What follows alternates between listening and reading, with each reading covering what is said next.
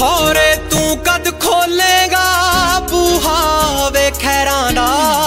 मेरे ओ दिल ते लिखियां जो भी तू गल्लां करियां, तैनू सब पता सोहणिया ते इत्थों दस कादा परदा।